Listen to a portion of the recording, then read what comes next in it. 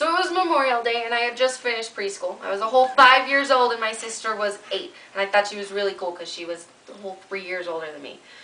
It was really warm for Memorial Day, so my dad decided that he was going to wash the cars. And we wanted to help, but we weren't much help, so he just told us to wash our bikes. We thought it was great fun. So we put on our swimming suits with our funny old jelly shoes, and we went out and we washed our bikes, and we dried our bikes and everything. So when the bikes and the cars were clean, we decided that we were going to ride up the hill at the top of the street. If my mom would have been home, she would not have let me go. I was only 5 and I was not supposed to ride my bike that far away from home.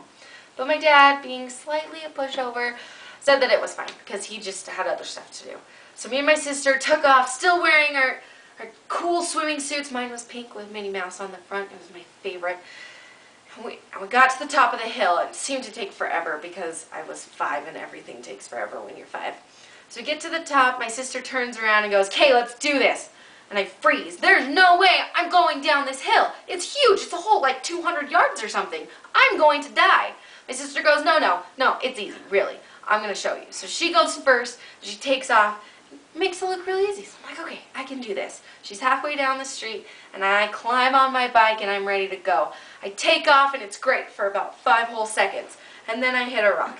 And then I fly over the handlebars and skid down the road a few times, cracking open my eyebrow and my knee and getting road rash over a good percentage of my body. Right at this time, my mom, luckily, turns the corner because I'm sitting in the middle of the street just wailing because I'm 5 and slightly a drama queen. So my mom stops the car, she'd gotten all the groceries, she throws the bike in, she throws me in, and I'm bleeding, my knee is gushing blood, my head injuries always bleed a lot, so there's blood everywhere, my mom hates blood. So she throws me in the car, we go home, and my dad's like freaking out at my sister because she let me get hurt. And so my sister starts crying, but eventually we change my clothes because I had ripped my favorite swimming suit and it was devastating.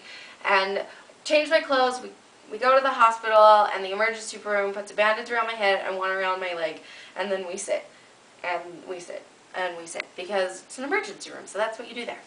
Finally, they let us see a doctor, and because of all the road rash, they were afraid that I had broken something, so I had to get x-rays. But I wouldn't hold still for the x-rays because I was a drama queen and didn't want to be told what to do. So my mom bribes me with candy or something, and I hold still. When the x-rays come back, nothing's broken. I just need stitches in my knee and my head, and I have a really fat lip. It's like 5 times the size it should be because I had hit the road so hard. So for them to stitch me up, they have to numb the area. So they start bringing this needle towards my eye. No, I don't like that. I'm freaking out. I'm wailing. I won't hold still.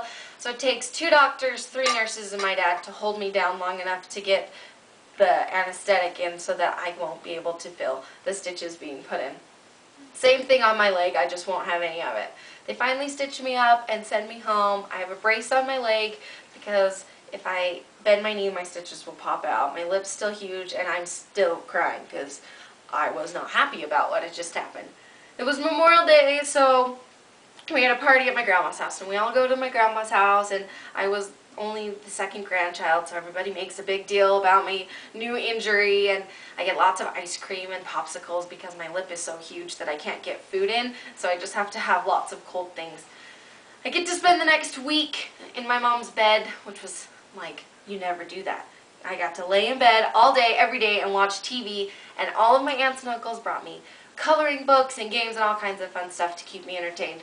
I ended up being in the brace for like 6 weeks, and then my skin finally grew over my stitches enough so that I could have it off and be able to play outside again. Still, to this day, I have stitches in my knee, and you can still see where the stitches cross over, and I'm just really thankful I was wearing my helmet because the doctor told my dad that without my helmet I probably would have died.